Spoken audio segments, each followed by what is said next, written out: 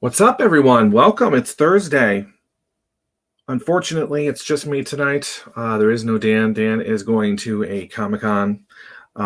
So we'll probably hear all about that next week. And don't forget, next week we have author and paranormal investigator, author Sylvia Schultz is on. So it's going to be a great show. I'm just waiting for people to start coming. Don't forget to like and share this. Dan, I hope you're watching from somewheres. Hope you're having fun. I feel bad because I have a pumpkin carver on the show for the first time, and I'm really interested to see this done. So we're going to bring him on as soon as possible, but we're just waiting for some people. I need to get back into my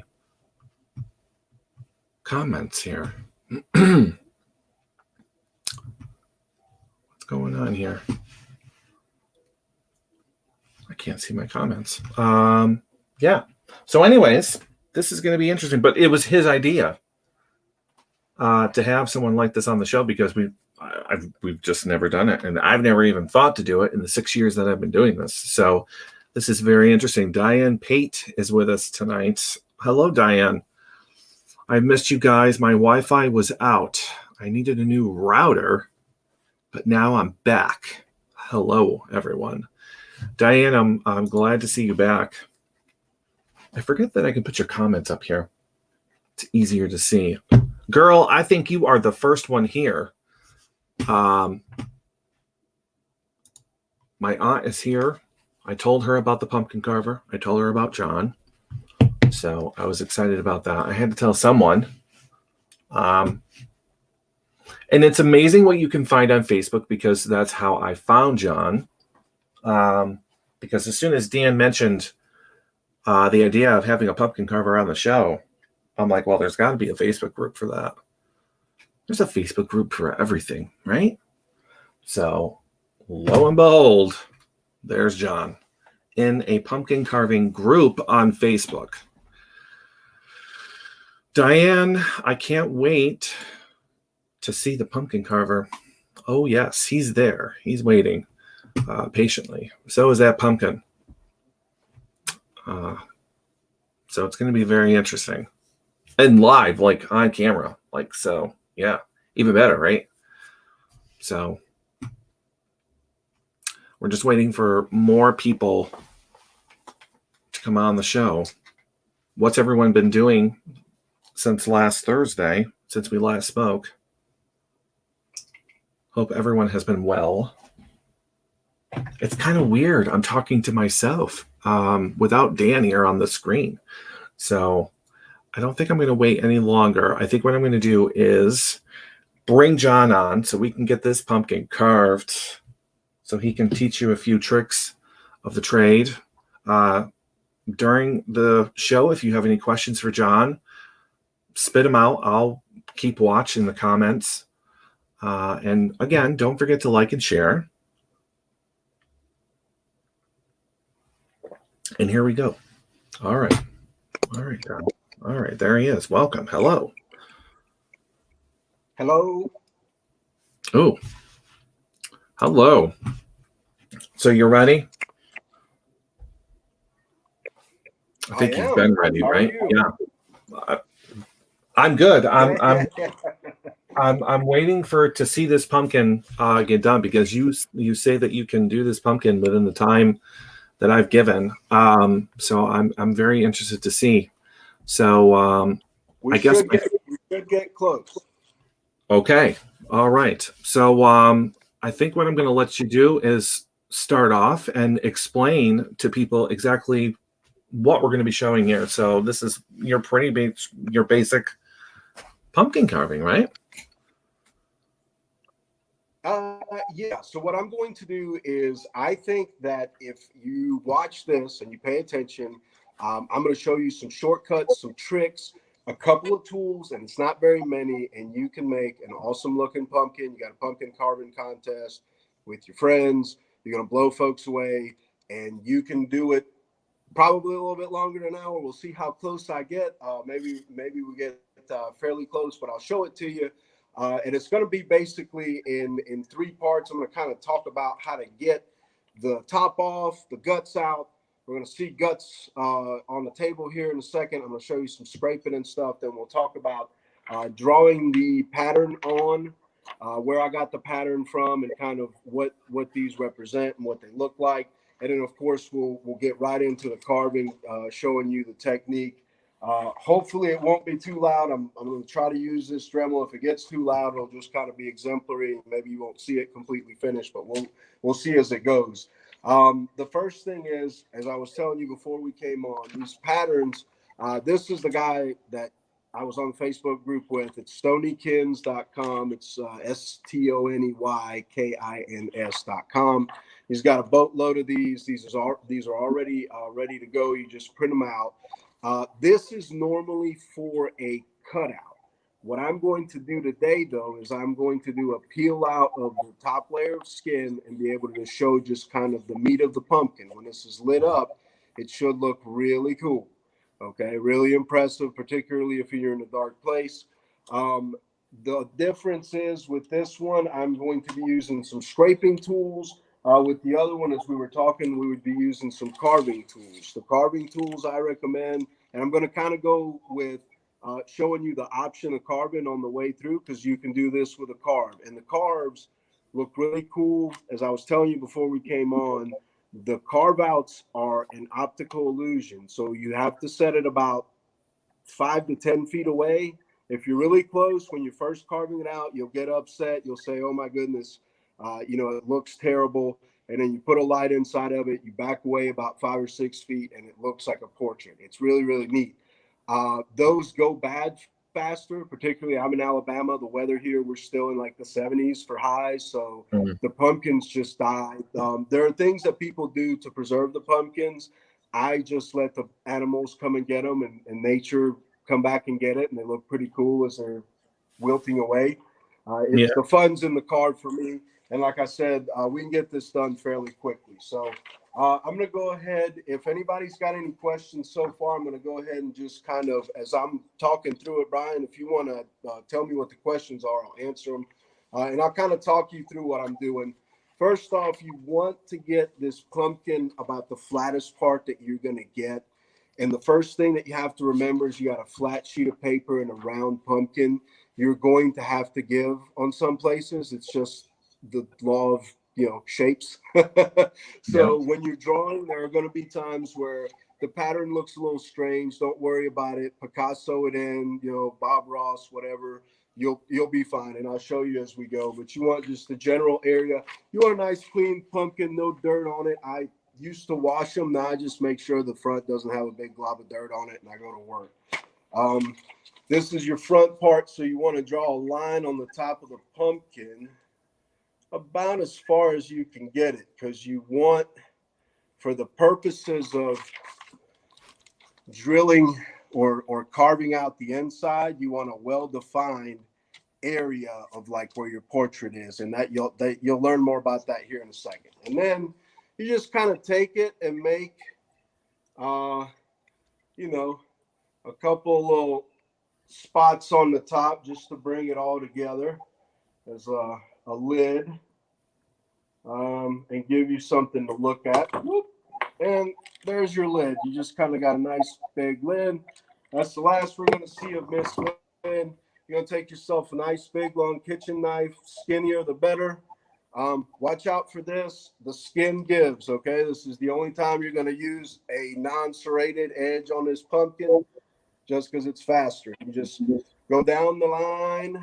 You kind of hammer it down the line, and then you pull it out, you stick it in some more and hammer it down the line. And then you make your turn wherever the line is. You're not making a Picasso here. You're just kind of making sure the skin gets off. And like I say, you want to do it in as many straight lines as you can get it. I think it ends up being an octagon, 8 sides. Never really counted. But a couple more. Now, this does get a little labor intensive, particularly on the wrist. If you got arthritis or weak wrist or something like that, probably not the thing for you. That's okay. You can do other stuff. Now, you see this guy? Oh, it looks like candy corn, right? You're just going to relieve him of his guts. Ah, that's your lid. Optional if you want to have it. If you don't, some people, I love it myself. The light comes out of the top. You'll see it at the end, particularly if you're using real candles. It looks super cool. But if you put it back on there, it keeps it from getting wet when it rains and you forgot. And now you got a big, nasty wetness of a pumpkin. So now you're going to be left with some insides. What's going on here, it's kind of like spaghetti squash. There's some edges. You're just going to want to trim the edges with this knife. Not too far down. I got another tool. You just kind of want to get that first edge so you can get this other tool in there. Be careful with this straight edge. These pumpkins are like warm butter when you have a straight edge knife. I don't want anybody to get stabbed, stab themselves. Free hand over here. I know I'm kind of stabbing towards myself, but still. Don't do this at home, kids. Okay. This is your lifesaver right here. This came in an Amazon pack. They have all kinds of tools. The two tools that you will use the most are this thing. And by the way, these are the only names I know for them are this thing and the other thing. But so this is a Carver. It's got little edges. It's like a spork. It's got serrated edges, and then it's got a spoon side on both sides. Serrated. And this, I believe, is a clay loop. People use it when they're making clay stuff to take the clay away. Sculptors. Okay. Yeah. So sculpting tools, you can get them at Amazon. They have them different size shapes. This one is my favorite, and you'll see why, because we're about to fly through the inside of this. By the way, most people will spend like an hour doing what I'm about to do in a couple of minutes here. Now, you take this thing, and you want to take the serrated side and just get the edges of your pumpkin, kind of around the sides and all that stuff. You can imagine. And so I'll just show you, just with a few flicks of the wrist. You know, I'm talking to you. I'm just kind of getting in there, scraping, and you can see it. You go up and down. Oh. You keep whatever your dominant side is, and you're scraping the bottom as well as you go. So you're kind of just carving it out, you know. Carve it out and down. Use your dominant hand. Just kind of make a nice little bit. Turn it. It's going to start getting thick on you. Just keep turning it. It's yucky. Put on gloves if you don't like nasty, stringy things. But if you like Halloween, you probably like nasty, stringy things anyway. So I don't bother with gloves. They're not for me. But you do you. All right. So I used to, and some people still do this, take a drill and those baker things that you have that have little spin wheels on them. You put one of those in a drill and drill all these guts out. It's kind of efficient. I used to do that all the time. I found this tool. This is the best tool. Y'all ready for this? Had too much drink last night. So that's all your guts right there. That's your whole pumpkin. Most people spend 45 minutes messing with their pumpkin. And now he's ready to go. He's all carved up. There he is. Wow. Yeah.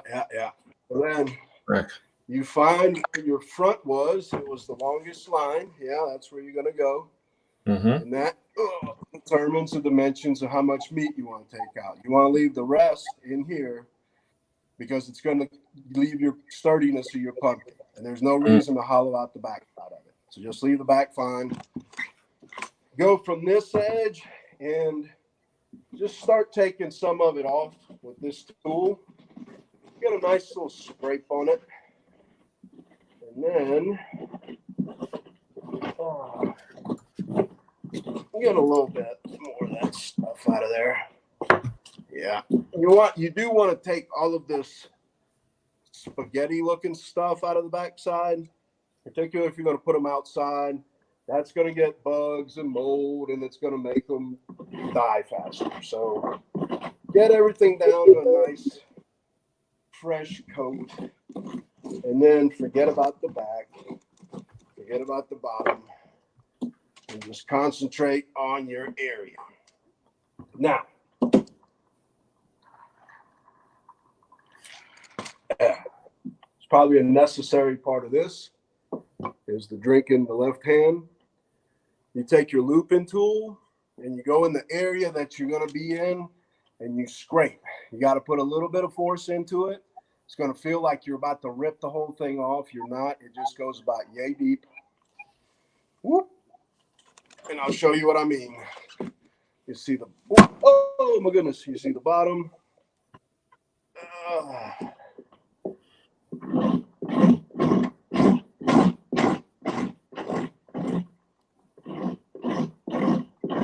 So now I'm digging right into this meat, past where that other spaghetti looking stuff was. I know very technical terms, and it may be hard to see, but you end up with some kind of lines. Okay, and it's basically just scraping the meat.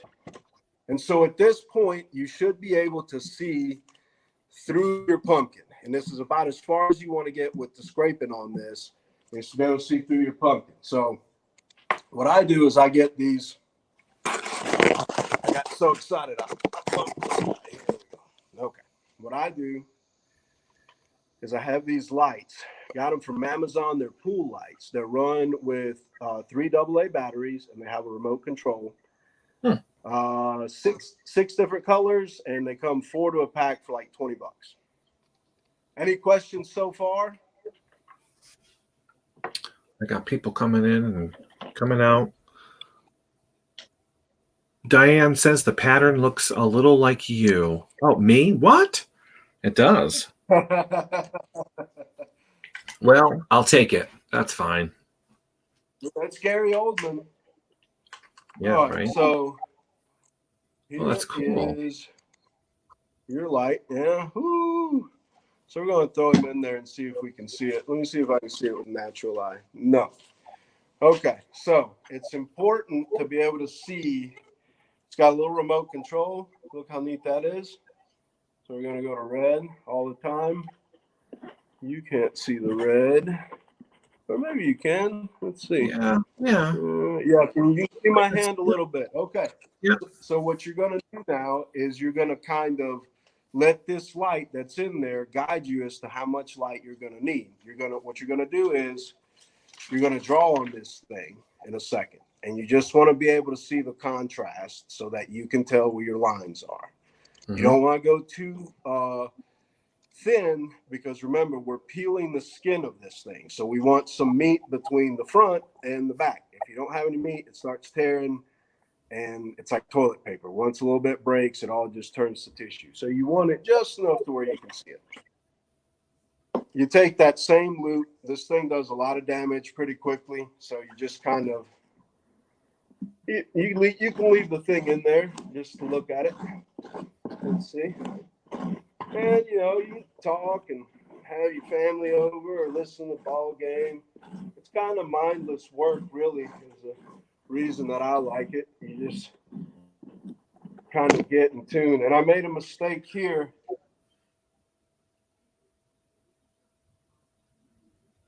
Uh-oh. Oh, my goodness. I should have put do not disturb on. I am sorry. That's okay. I'm a rookie. All right, so you're still carving. She may bump in again. She's very persistent. So you're just carving the skin. Like I said, I cut too deep, so I have to watch out. That may actually hurt me in the drawing. Yikes. All right, so this kind of thing happens. I cut it too deep with the knife here. Don't have it right now. You can't see it, but so I got into some of the skin with the knife, and I'm a little bit worried about it. So I usually will have some kind of sealant, this stuff that the guy sells on TV that will seal anything, Oh, silver yeah. tube or whatever it is. And I'll put a little bit, I think I said I don't like to put chemicals on them, but if I want to save the piece of art, I'll put a little bit on there. So I may do that in a little bit, or I may just move it. I may just move it some. Yeah, I think that's fine. So this happens while you're doing them.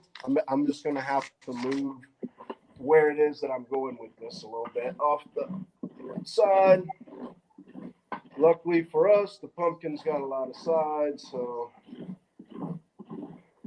Very good. And as you can see, everybody messes up every once in a while. So if anybody's got any questions so far.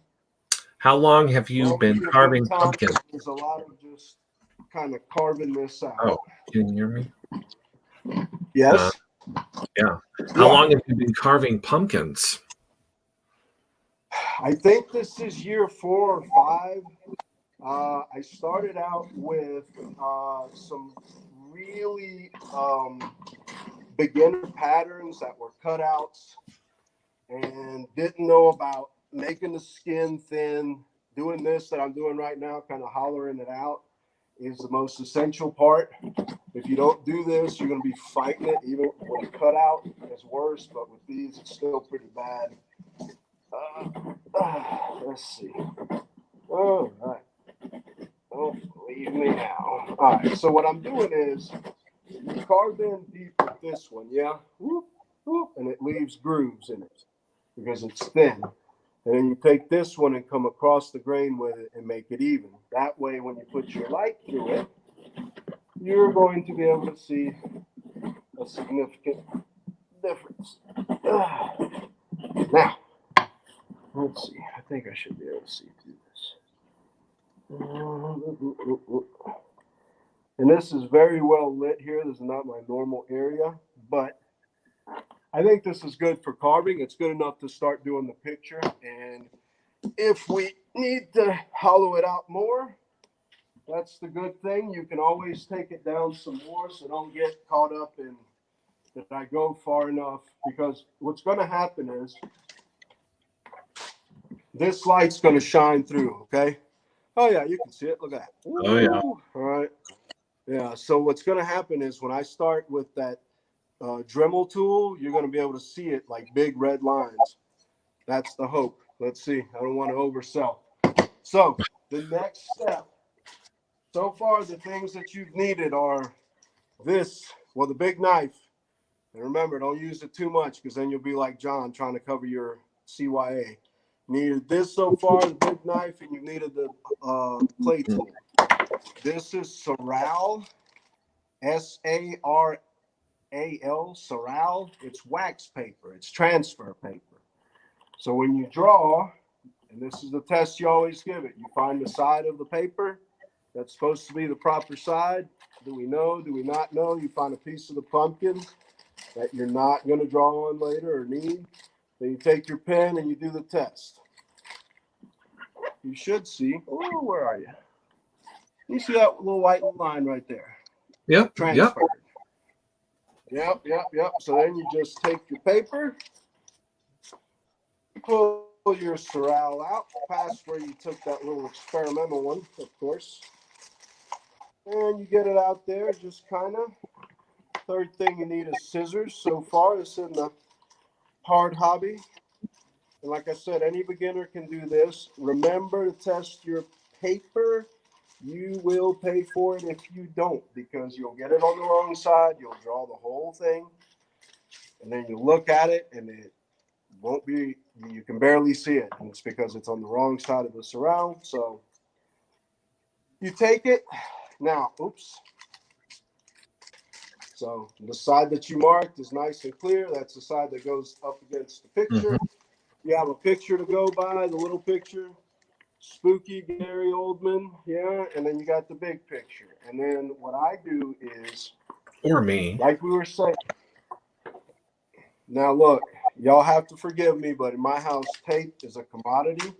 So I'm down here with duct tape, okay? That's the only tape that doesn't get stolen from me. So I am cutting little pieces of duct tape. But basically, if you have tape That's the best way to go. Although the duct tape does give it some strength that you may need with working with a pumpkin. But I just make little strips of this stuff, uh, just enough to put it. I'm going to just do 4 corners, okay? What you're going to do is you want to leave yourself room. There's a lot of people that will cut these out and cut around it and try to make it fit the flat. You're never going to make a flat picture. I'm sorry, make it fit the roundness. You're never going to make a flat picture fit this round pumpkin. It's just not going to happen. So forget that as your cause. Where'd she go? There it is. Forget that as your cause, and instead just get the nice 4 corners where you're going to be, and then you're going to just kind of start doing a little bit of magic. All right, that's the top. Plenty of room right there. Oh, we're just going to go down with 2 on the corners. And then I'm going to embarrassingly again cut myself another 2 pieces of duct tape. People steal my tape. Alrighty. And then you're going to wrap him around. You're going to get this corner. Oh, come on. There we go. And you're going to get this corner. And I need to get all of this flake off of here because it's going to get all over this pattern. The thing about this wax paper, it to the touch, it transfers. That's what you're doing. So when you're drawing on it, try not to put your hands on it too much. Try not to mess with the paper too much. You'll be able to see the picture, but they get a little zany. So just be cool with it. All right. Now, right now, I'm just going to trace. You take this picture. You're just going to trace all the lines out on it as best as you can. We can turn this light off. And this is really the part, Brian, where you're going to have to quiz me because I'm just going to be drawing for a little bit. All right. Okay. All right. We have a couple of questions already. So Good. Sean wants to know what made you get into carving them. I thought they were really neat. And I did one with my kid for Halloween, and he was real little, so he did kind of the basic thing. He chopped it up and left it there, and I started messing with it. And nowadays, like you said, with the internet, there's always people. So I didn't think about Facebook at first, which is kind of funny. Now everything is Facebook, but I just kind of looked around on the internet and saw the stuff that people were doing and thought, man, that looks super cool. And my brother, who's older than me, is a surefire artist. Now, let me show you something, okay? This is the thing that I was talking about. We're going to have to give up a little room right here. We've got a crinkle, and there's just no way around it. So what I do is I take the least fold possible, try to make those lines kind of meet. Or you can kind of try to level it out, move it out some, and then just keep tracing. If it'll allow it, you can kind of pinch them. And just meet up with it. And when you get the picture at the end, you're going to see where those lines diverge. Take this black pen and just make them meet wherever. Really, most of the stuff, like I said, it's optical illusion. So you're just kind of trying to sell it from far away. And the main thing you want to do is when you start getting that detail around the pumpkin skin with this Dremel, that's where these things really come to life. And they really, or even with if you're doing carve outs, whenever you start getting into the detail with the carve outs, and there's some cheats and some shortcuts with the carve outs, and I use the Dremel tool with the carve outs as well. But this just makes the lines look so good. And the way that these patterns are, they're not exactly difficult to trace, but they do make a cool effect whenever you put the lights in them. And it's I guess it's contrast because you got light and dark. It plays little tricks on your mind, and they look really neat. When this is all over, I may have to put you guys into another room or go and cut out the light so that you can really get the full effect of it. This is a really bright room to be doing this in. Uh, I had to replace all my bulbs and got the brightest things. This is my garage. I normally do this outside. You want something like maybe half of this amount of light. You want it to actually be a little bit dark. You want it light enough to where you can see what you're doing. You can use headlamps too, but that kind of gets a little bit in the way. But Yeah. you definitely want to be able to have that backlight and see it. Mm. All right, let's see. And so, as you can see right now, I'm just kind of, I am talking, and I do talk with my hands a lot, but I'm just kind of flying through this. You'll want to be really exact when you do this at first, especially when you're doing the drawing. My advice is just kind of fast hand it. Most of the stuff is just by the time you do the cutout and you do the pattern and all that, these little details, they're not going to be much more than a little flick of anyway. So there's no sense in being, Picasso about it. Just trace the lines, get through it quickly. Um, and just, work your way through them. Like I say, they got a little bit of detail to them. So this one I picked out because it's probably about a medium detail. Okay. I think a beginner can do it. I do. But you may be intimidated by it. It'll get a little spooky here in a little bit. Pun intended. Um, but you'll see that these aren't really all that difficult. And they have some which are, the patterns are a lot bigger, so there's a lot more cut out. Now, easier to do the edges, but a lot harder to do what you'll see here in a second, which is the actual peeling of the skin, which is the cool part. So if you're doing cutouts too, don't think that if you're going to do a cutout and it's one that's just big pieces, your hand will get tired of doing it. It's a lot of sawing back and forth. They sell an electric saw. I never saw much to it, but one of the things that's funny about this hobby is everybody kind of comes up with their own stuff, right? We're all mad scientists of what works best, and people are trading. You could have put somebody else on here. I think you're going to have somebody else on here originally. They would have had a completely different presentation. Um, Obviously my way is the best way, but that's a joke, everyone. Is it? Please clap. Um, no, oops. So yeah, I went a little too handy on this one. If if you kind of go off script, you can just dig a little bit harder, and it's going to make your line a little more definitive on the backside, and then you'll know where it's at. I just went a little jolly handed on that one and just kind of scribbled uh, instead of where the lines were. But like I say, most of this stuff is going to be, you'll see. You take that Dremel tool and just kind of, and it's gone. That's all she wrote. Mm. It all ends up being little specks on the ground. Anybody got questions? All right, so we're about halfway through. Yeah. Where are you? You can see where it's darker. We've done the head. We've done all that. Yep. Perfect. So we've been on about 30 minutes, yeah? And I've been yapping. Still going pretty fast. Yeah. So, you watching the ball game. Somebody said something about a pumpkin carving contest. I promise you, about an hour away from getting this thing done. Now, what I have on this table right here stinks. It is like butcher paper, kind of. We used it for moving. I thought it was going to be better than this. Usually, I take a garbage bag, just cut it to where it makes like a nice flat surface, and then you can roll it up. I don't know, Brian. Where are most of you folks from in the country? So I'm in Massachusetts.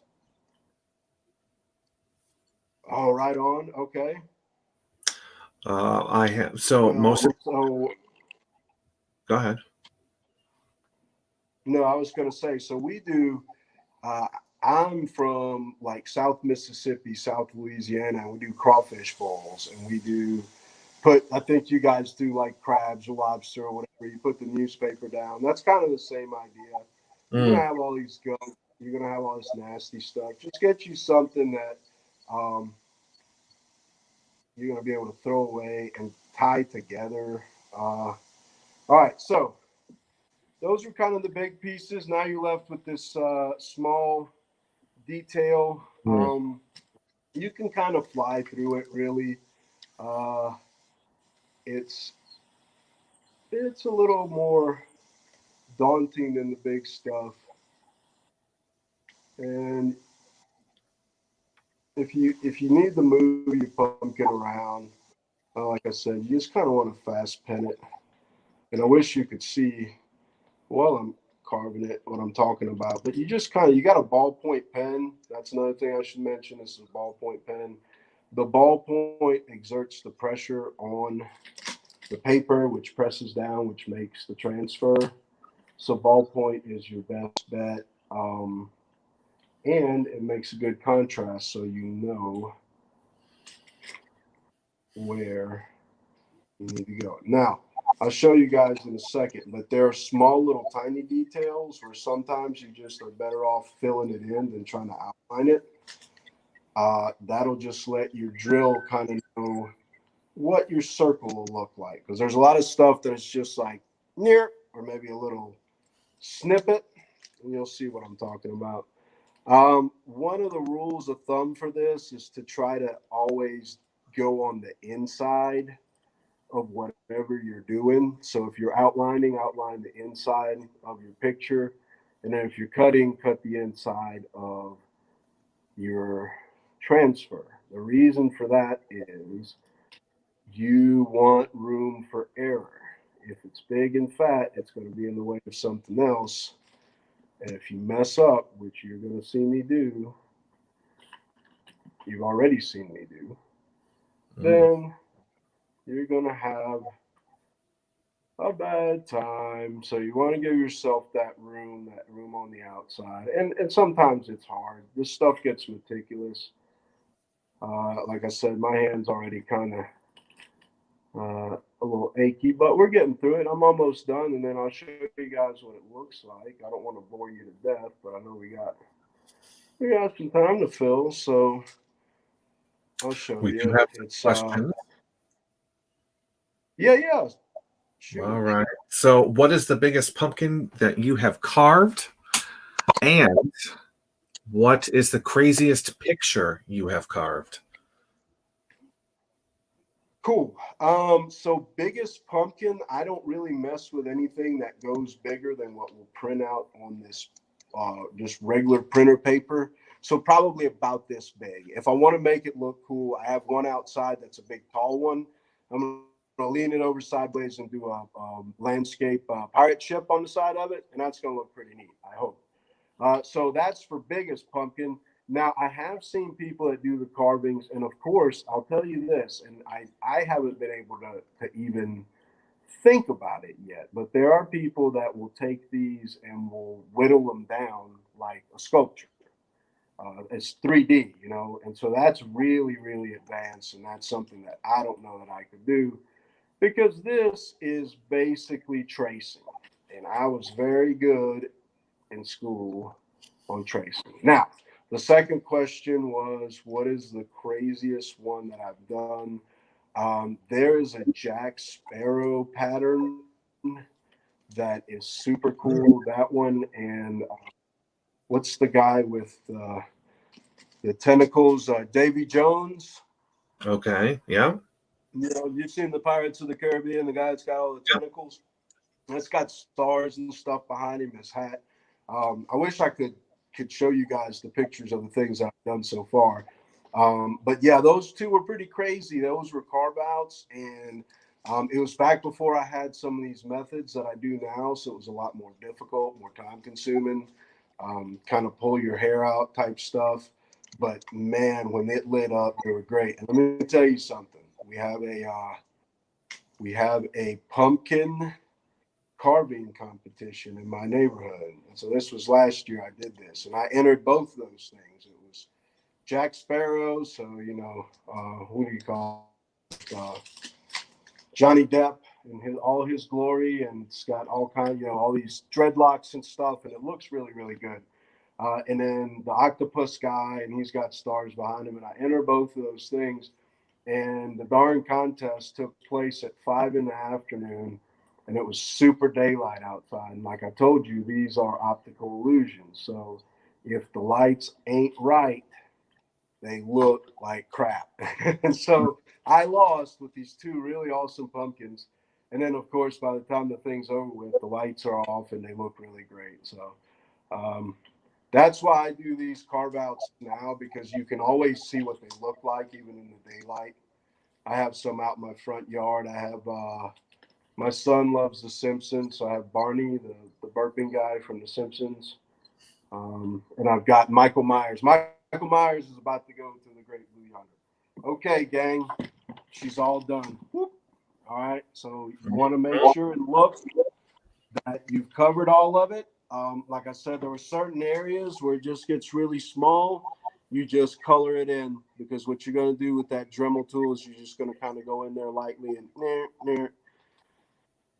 you're trying. So like I said, you're going to get the gray areas out.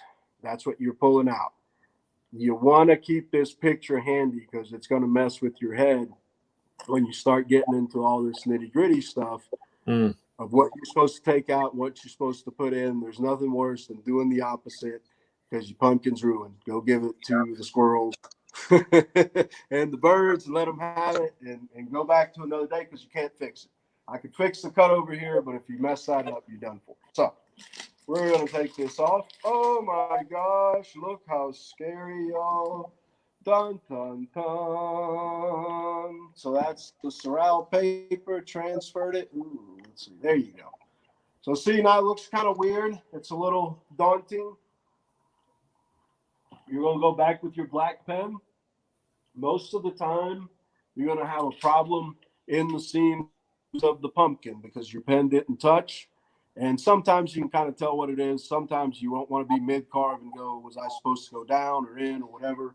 So make sure you use this as a guide, and you make sure that your pumpkin is full. And these look pretty good. Oh, man. And I have a big knot right where his face is. Well, that's a bummer. Okay.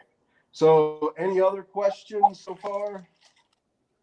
I have so many here. Okay, let's see here. How many pumpkins do you carve for Halloween? It depends.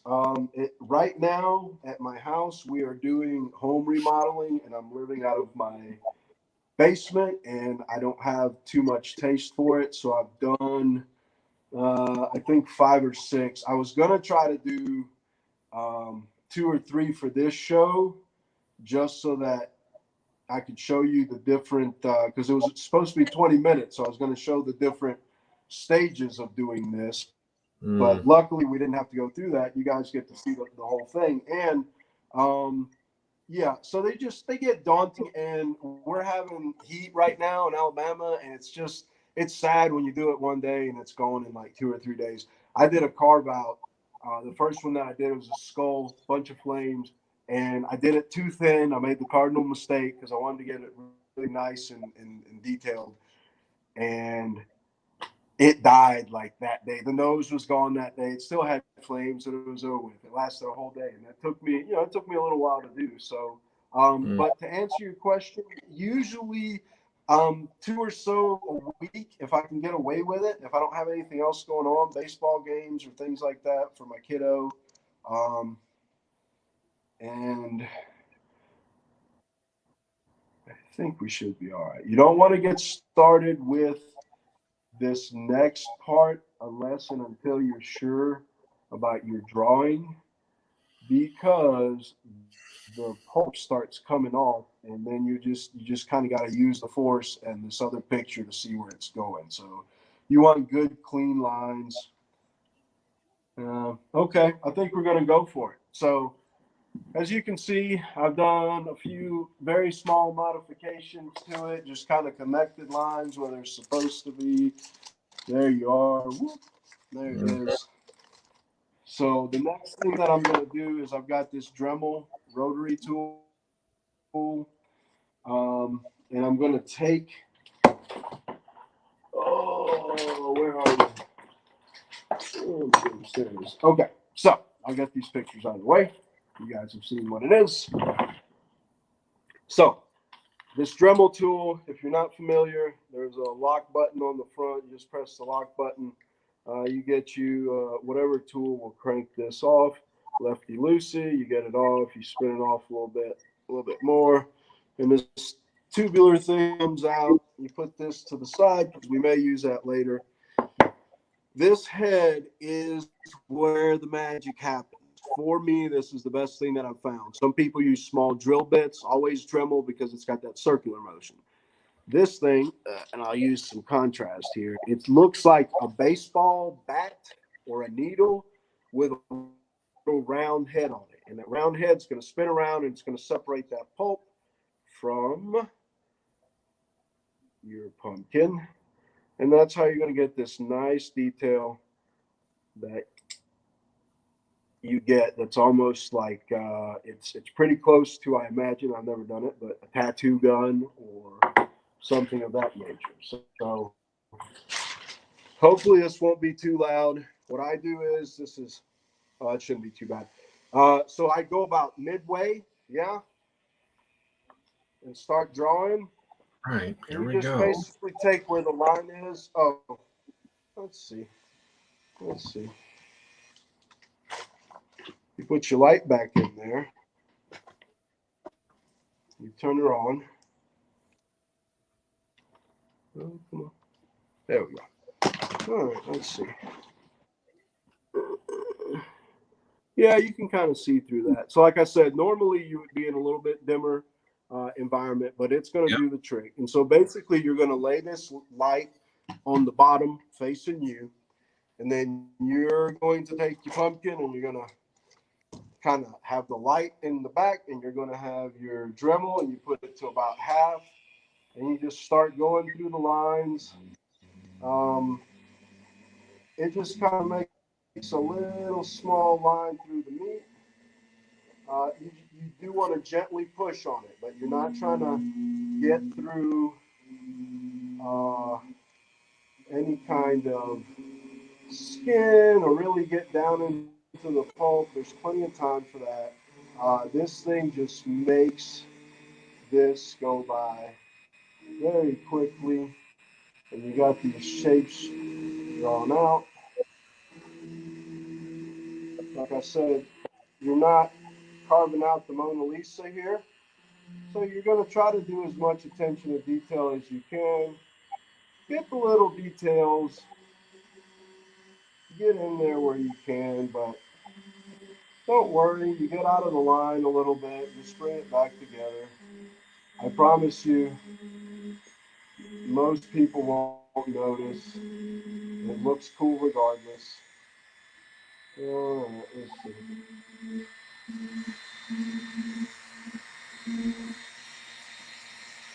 All right, so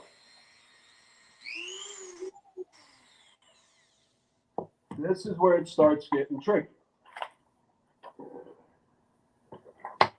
This is another tool. It's similar to this big tool that we had, but much smaller. It's just got a small pin head on either side of it. Again, this is some type of clay sculpting tool. I have no idea what it is. It's thing number 3 for me, but the third most important tool that you have. What you're going to have is you're going to have some of that meat gone, and you're going to still have some of that pulp in there. Now, if you leave it in there and you just run through it, eventually the picture is not going to come clear. So you're going to have to do a little bit of detail work as you go. So you're just going to take this thing and gently glide it through the spots where there's already some of the meat missing. And then, I think I'm catching arthritis live on TV. And then you just want to scrape. I'll show you. This is going to be kind of difficult, but you're just scraping away. Yeah. Ooh, yeah, it's going to be difficult to show, but you're just scraping that away like the doctor does the tartar. You just get in there about,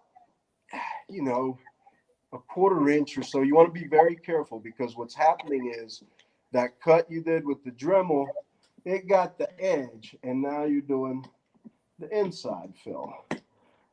And if you go too far, usually the line that you drilled will catch this thing. But if you're putting too much pressure on it, you're mad, it's not going fast enough, whatever it may be, you're liable to really mess this thing up. And you don't want to do that. You want to just be patient with it. You're basically just scraping that top layer of the pumpkin skin off on the inside of where you went with the Dremel tool. Like so. Oh, that looks really cool. Yeah, so you see, now you're getting the light. Oh, there you go. So as you start taking all that stuff off, you're going to see more and more of the picture come to light.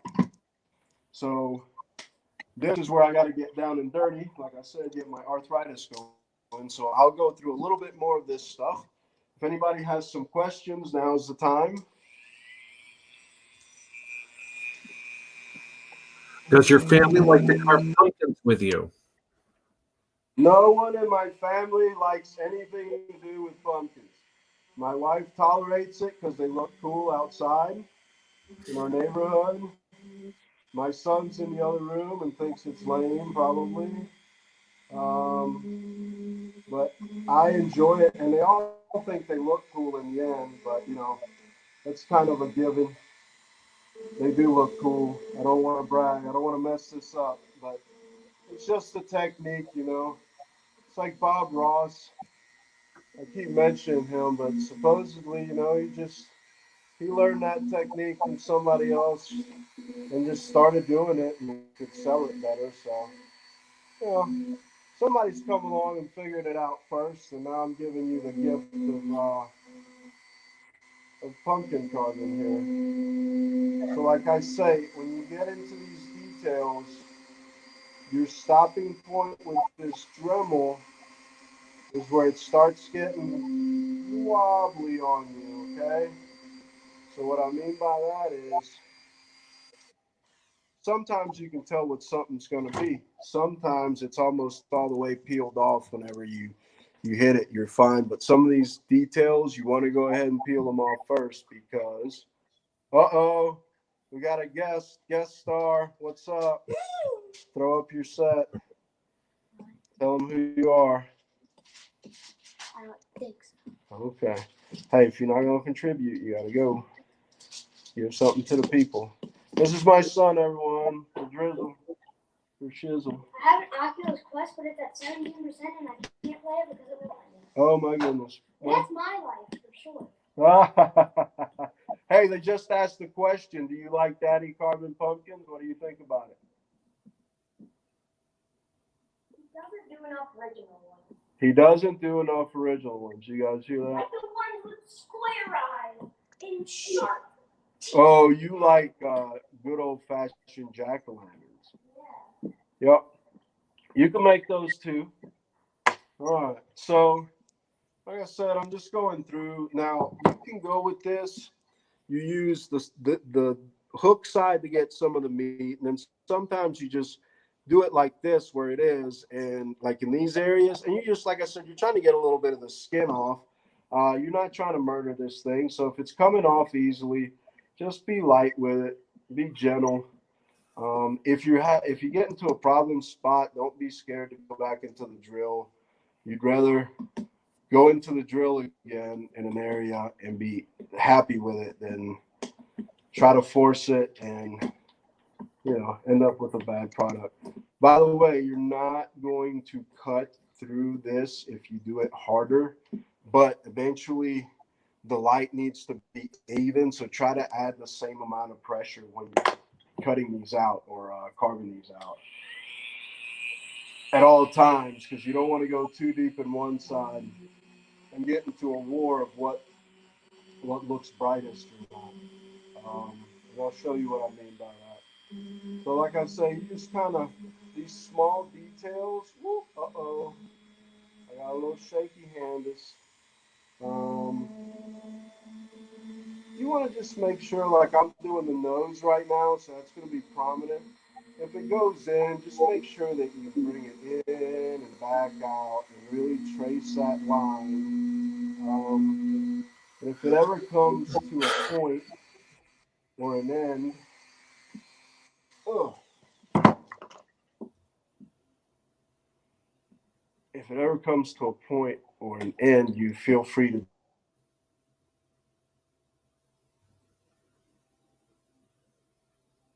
Originally from Costa Rica, my mom's Latino, so she's probably thinking that something's happened to me since I'm not answering the phone. But I forgot to tell her I was doing this. All right, so I'm gonna have to refer back to this. Oh, so you got the big thing and the nose. All right, I got it. You really want to refer back to that original drawing. That's gonna be your saver.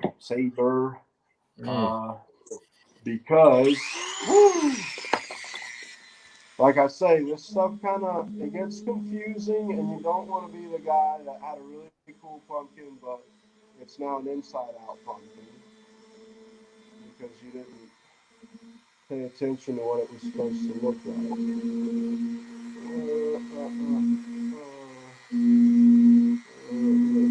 Any more questions, family? How long does it normally take for a pumpkin to be carved?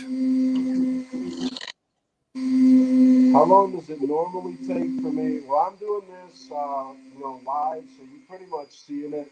I'm rushing through it a little bit just to make sure we get it done and you guys kind of see how the magic happens. But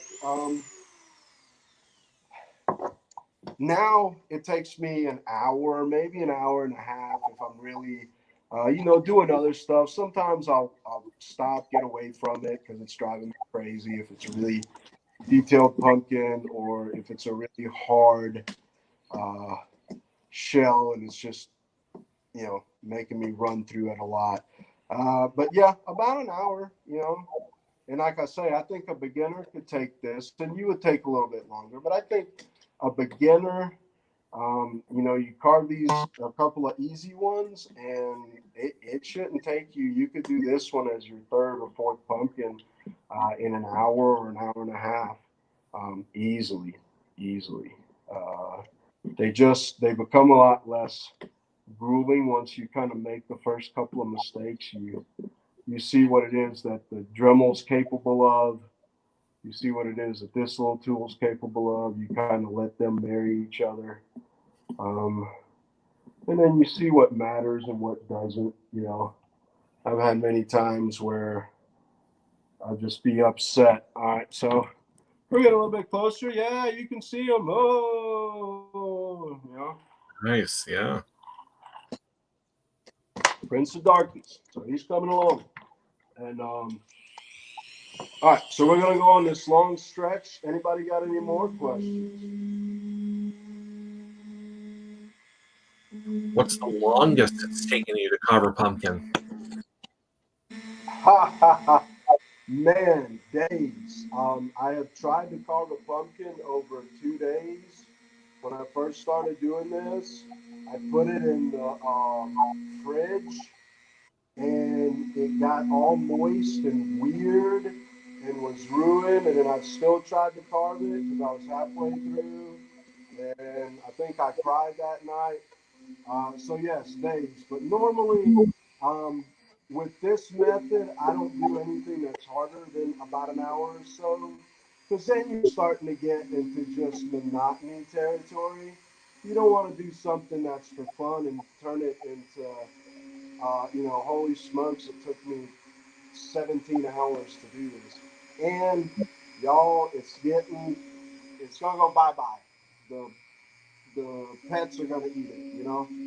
Whatever, the squirrels. It's Yeah. gonna die at some point. It's on a live pumpkin, so yeah, I don't take too much time. What's next?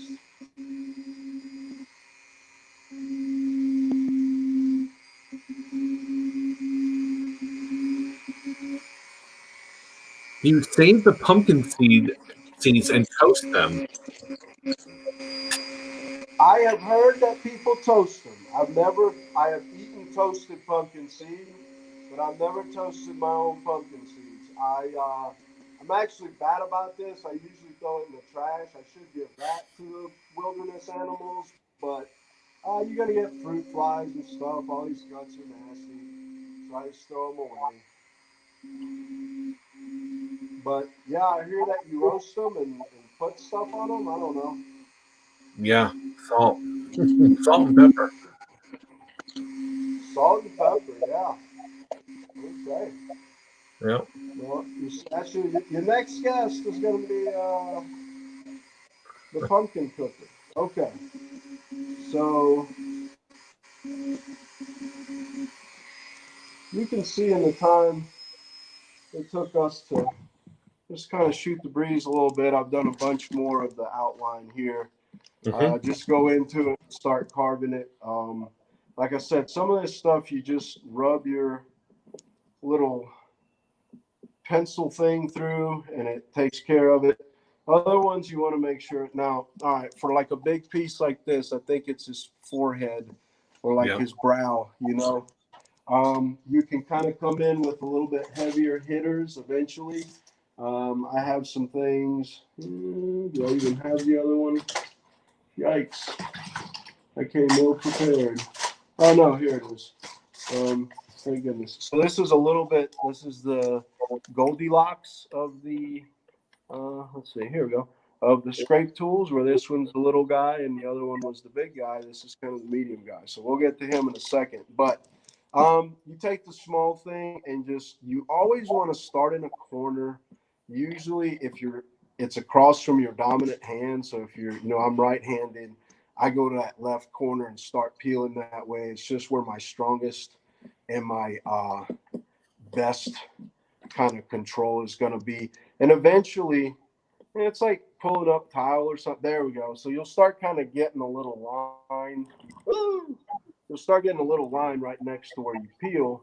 And if you can do that, then you get a nice kind of secondary outline. Whoa. And then you can go to town with some of these bigger toys and just kind of do those fill out parts. But you don't want to get too, you don't want to hurry it. If you're good at it and you know what you're doing, you can go a little bit faster. But so like so, now I've got a nice bigger carve out. You don't want to take on that guy with this little guy.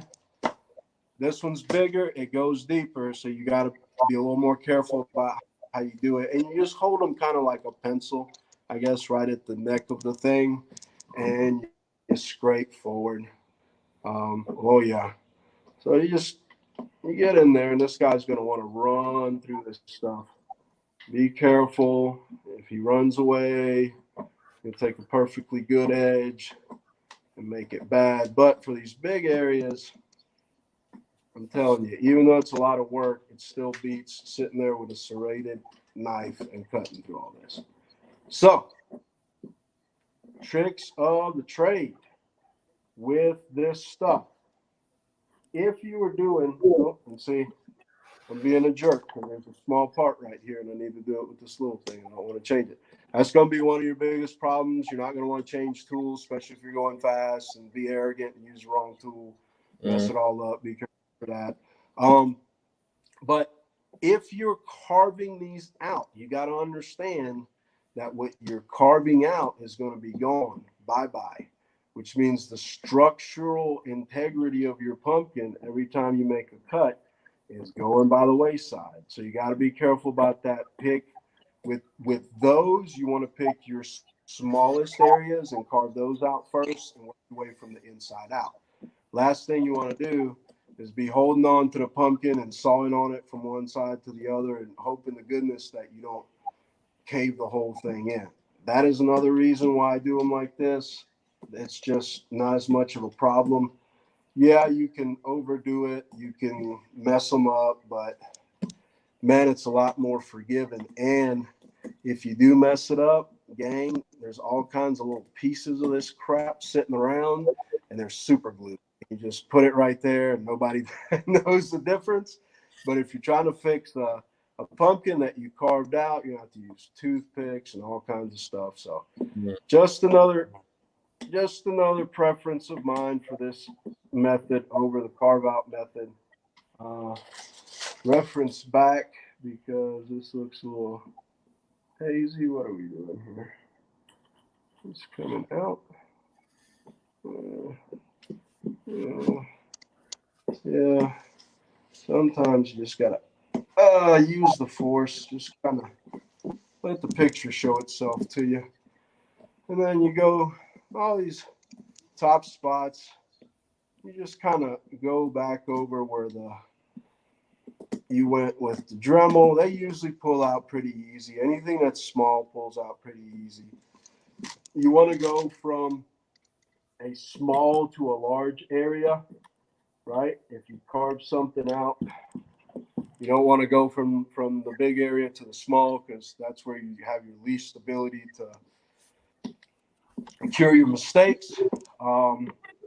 Like I said, these little, I want to show you. I don't know if you guys can see it. Oh, look, man, that looks great. So on these areas like this, that's what I'm talking about. You just kind of do them like this, and they'll reveal themselves. You don't have to go crazy with it. That one you kind of do. And then on the more detailed stuff, you do want to get in there some, but usually the rule of thumb is, obviously, if it's too small for this little thing, then just do it with the Dremel. And you can just kind of, you can get to the edge again if you can't really see it. You do one more round with the Dremel. It's a pain. Once you switch one, you really just kind of want to get carving, but better safe than sorry. Just go back in there with the Dremel, you got to understand that the outline now is on the outside. You're always carving to the inside. So, you keep doing that. Oh, my goodness. All right, guys, how am I on time? Oh, we're over. Do I need to wrap it up, or are you guys sticking with it? The next guest is due at 8:15. So, well, my time anyway. So, yeah, we're Got about another 8 minutes or so. pretty much, yeah. Okay, well, it won't be done, but you can kind of see where we're going. All right, guys, I lied. Y'all can say that guy on Facebook said he could carve a whole pumpkin in an hour. He took an hour and some change. He got about 3/4 of the way, but you see what you got there. I mean, that's pretty cool. Yeah. Right? Oh. So what I'm going to do for you is I am going to go hit this light. It's way over there, and then I'll come back, hopefully not kill myself. And then you can kind of really see the distinction in it. Oh. See if I can. Let's move it around here so I'm smaller so you can see it perfectly. Look at that. Look at that. That's awesome. That's pretty cool. Yeah. So. Look at that. Very neat. Yeah, so you see, and then of course, let me get back here and see if I don't kill myself over all this stuff in my basement. Yeah, trip. Don't fall. All right, I'm back to my chair. I can figure it out from here. All right, so, oh yeah, he's looking pretty good. Yeah, oh yeah, look at that. So the head and all that would be there, and then, of course, if you have these lights, oh, where are you, switch? Come on. You can change the colors on them. Give me 1 second. Ooh, there we go. All right. Oh, man, that looks super cool. Yeah. And you can go with, let's see. Oh, you can't see that one. Oh, it's upside down. Yeah, it's like a green. Yeah, you can't see it. Let's see. Some of these, oh, yeah, there's your red. And there's your purple. So, all right, guys. Well, I guess that is all of it. I will say one last thing. You can go back in with that thick tool that we had at the beginning, and you kind of scrape the inside. You scrape the inside, and that'll reveal your picture a little bit more. And you do that with this lit, and you can see kind of how your picture is going, and it looks really neat. There's something you can do. You can, I'm going to move around and use this light from my phone to get to where I'm going. Hey, will you go put on the light? So, go. So anyways, oh, there you go. See what I'm talking about with the light coming out of the top of it? Some people like it. There we go. Thank you, son. So, yeah, that's it. You can do it. I guess it takes me longer than an hour. You can probably do it an hour to an hour and 30 minutes. You can really kind of breeze through this stuff. Obviously, if you're not having to yap and kind of talk your way through it, always keep your sheet. Yeah, and these, so some people have questions about how to keep these. Some people say put them in chlorine and water. Obviously, if you do that, I wouldn't feed them to the animals. Just throw them away. But by doing this, you keep them hot. Alabama, I still have this thing for like a week and a half. If you kept them inside your house, and I do attract like fruit flies and stuff, but if you don't leave your door open, you could probably put them somewhere that look neat. I'd say inside temperature control, they'd last you for a long time. They start getting nasty, throw them out, but they're pretty neat. You can have the carving contest. You can do a bunch of them and just put them around your house and enjoy them. Very nice. Very nice. And that's all I got. Yeah. A lot of people are saying, let's see, interesting, looking cool. Yeah, a lot of people are liking this. So I guess I'm going to have pumpkin carvers on more often. There you go. Yeah, absolutely. Yeah, bud. My headset won't turn on. Oh, no. Like I'm clicking this, it says 34%, but it won't let me. All right, I'll be there in a second. Probably you just need to charge it more. Just charge it more. Get it to like 50. All right, guys. All Anybody right. got any more questions? Oh. I think you just answered the last one, which is anything you could do to make the pumpkin last longer. I think was the last question. So, yeah. Now, I will say this: if you're going to carve these out, you just basically where I went with the Dremel. Really, you could probably do it this way, and then if you wanted to, just carve it out, and it would be easier. I haven't tried that yet, but where I go with the Dremel, you would just use this small knife.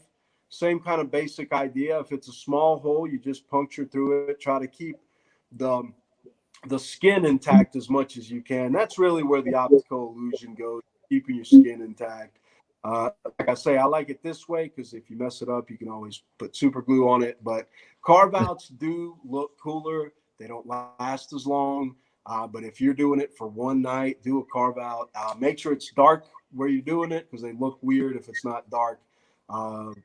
Just around them. You can kind of, I don't know if you can even see it, but if you put a little bit of shade on top of them, they look really good. So just think about that if you're going to display them. A nice dark corner somewhere is the best place that they look. Are you going to finish this pumpkin?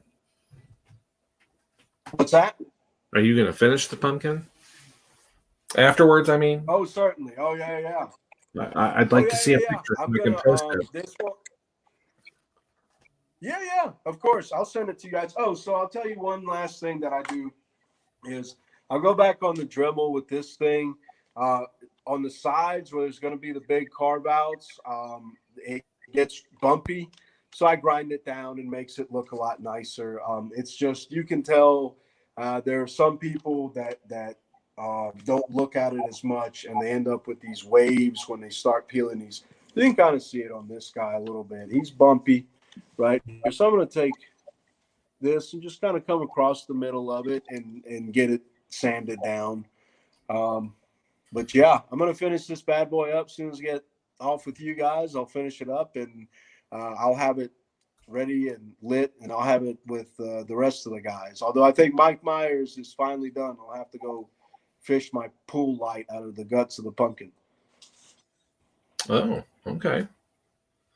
I want to make sure. I want to get a picture of that. I want to post it. So people are wanting to see it. So, yeah. That's pretty cool. Well, John, thank you very much for. Yeah, go ahead. Absolutely. Been a pleasure, guys. Thank you. Yeah, absolutely.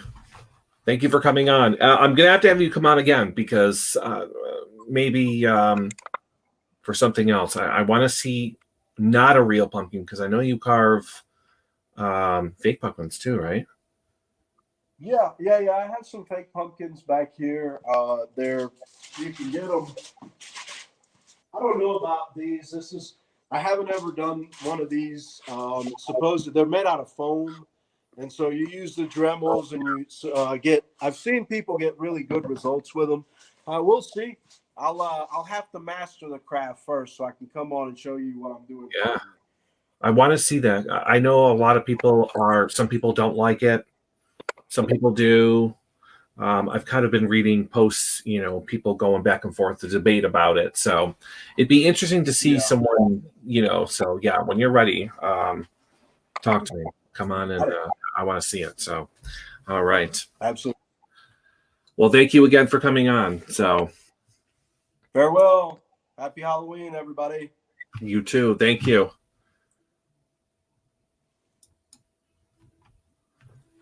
All right, everyone. Don't go anywhere, right? Because today was a 2-hour show because we have 2 guests. So that was John Laws, carving pumpkins. So like I said, I can't wait for the reveal, the picture. And I'll make sure to post it and show everyone. So next up is Mary Elizabeth Jackson.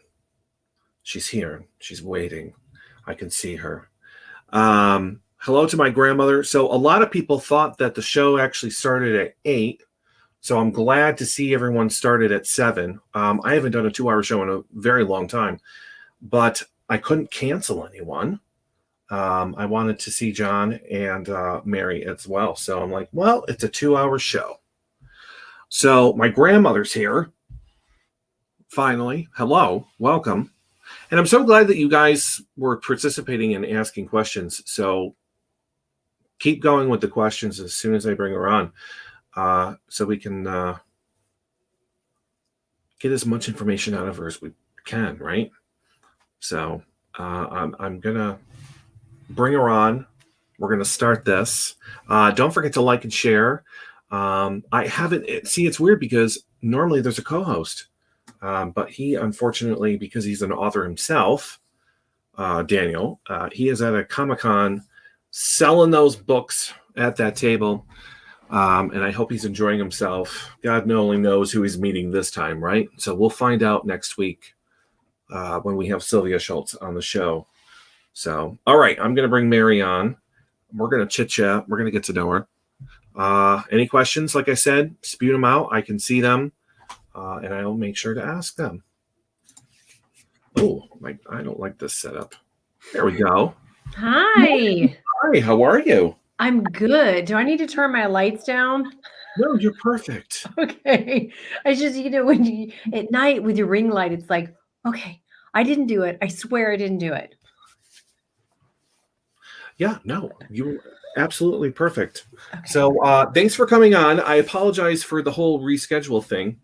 And then come to find out you chose yet another date that should have been not on there. Oh, don't you love the Calendly? I don't know, because I did put, unavailable because we had John. And I'm so sorry. I didn't know that. I would have picked No, that's okay. And I'm like, you know what? I'm not going to cancel her. I'm just going to keep her time. I'm pretty sure John will agree, which he did, which I can still see him. He's carving away, actually. Well, I can't wait to see it because I saw when I was waiting, I could see the pumpkin carve, and it was amazing. Yeah, it really is. So I can't wait to reveal it. I mean, if he's willing to stay there and keep carving, I'll bring him back on so we can see the end. My little guy's over here talking to me. I can hear some whispers. That's all right. Hello. Do you want to say hi? Yeah. I'm a mompreneur, man. So real life happens, right? Are you going to put your hood on? Okay. Hello. All right. You got to go downstairs. Love you. Nope. Go downstairs. Go get your history work done. Love you. Please shut the door. Okay. Yes. Normally this doesn't happen because normally when there's an interview, everyone's downstairs or doing their thing. That's all right. That's all right. We met John's son as well. So how was the night for kids then? It is, apparently. That's all right. So, all right. So, welcome. I Thanks think, for having me. yeah, absolutely. So, I think everyone is interested to know what you write. Hmm. I've got well, the book that just released last week, I've got the cover behind me here, Cheers Yes. from Heaven. And so I started out, I've actually written poetry my whole life, but I started out, I was first published in 2017, which began with a children's series that was inspired by my son, who came very late in life. And it was a very difficult pregnancy, birth, and recovery. And during that time is when the first book came and it turned into a series. The first one won an award about 3 months after it came out. So the intention of it was to kind of follow his life and the life of a child and just all that curiosity and wonder, and it just kind of took a life of its own. And the books, the premise behind them is that no matter how you come into this world, you are perfectly fine exactly the way that you came into this world. And it's got pages in it that are I am statements to get kids to start learning that positive affirmative language early in life that they can do with their families, and they can build on that as they grow. But it's very important to teach kids that empowering language very early on. So as I write, I'm trying to use the ability of writing and that platform to empower others and to inspire, teach, and kind of all that stuff rolled into one. This book that just came out is my very first middle grade reader, and this is with a co-writer who we did the Perfectly Precious Poolicious series together, but we've done this one together as well. And it's we're just super excited about it. We started it in 2018 and it's finally here. It's taken forever to get here, and it's a book that covers a lot of issues for kids. And our kids are really struggling right now through what we've all been going through. We're going on almost 2 years of this. So we're hoping that Cheers from Heaven will be a part of curriculum and in schools and libraries, just for kids everywhere all over the globe, because you know, issues and mental health and wellness and everything and well-being, and it encompasses everybody. It affects everyone, and kids really need tools, and they need things that they can learn how to be able to process their emotions, self-regulate, and be able to get back to a better state of mind. Because what is perfect? So if you can get at least back to a better state of mind, that's a really good thing to be able to do. Because emotions are hard to manage. I mean, think of us adults, sometimes we have difficult times. Kids have it even harder. So this is like a labor of love. This book, Cheers from Heaven. Yeah. I've got 2 other books out that are for adults, and they were collaborative anthologies. So I guess one of them is 29. There are 29 of us in it, and the other has got 28 folks in it. And Okay. one is for entrepreneurs, the fearless entrepreneurs. And the other is called Invincible No More, Invincible Forevermore. That's about women's journeys of feeling invincible in life and what they did and what they overcame to become invincible or feel invincible in their lives. And both of those are Amazon #1 bestsellers and went international bestseller as well in August of this year. Wow. Yeah. Nice. Very nice. Yeah. So a little bit of everything. Yeah. So why this genre? Why this? What started this? Well, like I said, my son inspired it. We had such a hard time near the end, and he almost didn't survive, and I almost didn't survive the recovery. Mm, And it was during that time afterwards of being in this just state of really intense gratitude is when the first book came. And I actually sat on it for about 2 years, Brian. I just thought I would keep it for my kids. I didn't even think I would do anything with it, because sometimes you think, who would read what I write? mm, Would somebody like what I write, when you're starting out? And I think that's why a lot of people don't finish. I think it's why they don't start, um, because of that insecurity or that fear that nobody's going to want to read what they have to write. But it's through that just not knowing if he would, they prepared us that he would have brain damage and not walk. Mm. And so that's not what happened. I mean, it was a true miracle. Both of us were miracles and surviving all of that. And it was through that where the first story came. And just looking at him and thinking that no matter how he came into this world, I was going to love him no matter what. And that it's important for us to help our children accept what the world thinks is broken. It really isn't broken. It's just what the world says is broken, Mm. And I'm an advocate for special needs and disabilities. So advocacy is a big part of my life. And that is about acceptance. And part of it is about acceptance and helping others to accept in the world, this child has challenges and we need to help this child so that they can be as successful as they possibly can. So it's not like I set off to do this, but it's what happened. And I sat on this manuscript for the first book for 2 years, but kept getting this nudging that said, you need to do something with this. Mm. And I was like, okay, I have no idea what to do. I had no clue who to talk to, where to go, how to even start the process. And I was introduced to my co-writer, and he was already published. He's also a songwriter. And so he said, can I write 10 songs? I showed him everything I had written at that time, because there was a lot of stuff that started pouring out of me. And I just started writing and writing and writing. And he looked at everything I had written at that time. And he said, I like this. Let's start with this. And can I write 10 songs for this book? And I was like, sure. I mean, who's going to say no to that, right? Because he's already a very successful songwriter. And actually, he's had 4 #1 songs out this year, 4 or 5 on the Euro and Indie World charts. And so he wrote 10 songs for it. And, here we are. So it just kind of one door after the other kept opening. So we have to surrender to that, that nudging, that what is that inside of you that's screaming to, want to be heard or expressed or acknowledged even. Mm. Wow. Well, I'm glad.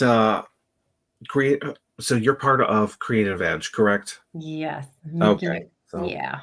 good old Mickey sent you my way. I've had success with Creative Edge. I've enjoyed everyone that's come on to the show. And I always learn something about the different people that come on that are part of Creative Edge. So, and they seem to be very popular with the viewers here. So, and other companies as well. So, how many books in total do you have that you? I just released my 6th book. Okay. And what is how much research do you have to do for these books? And generally, how long does it take? Well, it really depends on the book. If you're a children's writer, Yeah. you really have to have a passion for it. You have to have a love for it. It is really hard to write a children's book. You would think it wouldn't be, but it is actually really hard because, I write from the viewpoint of the child because I don't want to talk down to them. I don't want to write in a way they're not going to understand or listen or hear it, So we have to get into the world and the mind of a child and that wonder and curiosity of where they're at that age that you're writing for, especially if you write for littles, and they certainly love silly words. A lot of stuff that I do has silly words in it. Grammarly is always trying to correct it. And I'm like, no, that's the way it's spelled, because it's easy to teach a child through funny words. They like it, makes them giggle. And when children are laughing, then their guard is down and they're more apt to take in information and remember it when they're having a good time along with it. So, it's like I said, it's one of those things that it took on a life of itself. And I never planned to have a child at 45, nor did I plan that there would be a book series come from it. I always thought I would write for adults. I would write, mysteries or romance or things like that. That's really where I thought I was going to go with writing because of my love of poetry. But this is what happened. And I am totally immersed in it. I have a constant inspiration in my life every day. I see something that could be a book or a story or a funny, like turn it into a funny game for kids or something. So there's just a lot of material there. And I think when you're inspired, then if you're inspired by something, that's what you should definitely go for or go in that genre, because it's going to come to you easier than if you're really struggling. I'm a ghostwriter as well. So sometimes with those things, it is more of a struggle because I'm writing a true story of a person. And I have to interview and sit and talk with and go over notes, and I'm writing it from their viewpoint. It's not something that's just flowing out as a story for me. And so, each genre really does present challenges, I think. Now, for a children's book, the longest thing you wait on is the illustrations. If you do a picture book type of book, so for Tears from Heaven, we do have some illustrations in there, but they're not many. There's about 6, I think, spread out through the book. And it didn't take very long for those. The whole editing process takes a long time. And I did switch publishers from 2018 to now. So, and then of course the pandemic happened. So that kind of put a lot of people behind on what they were doing.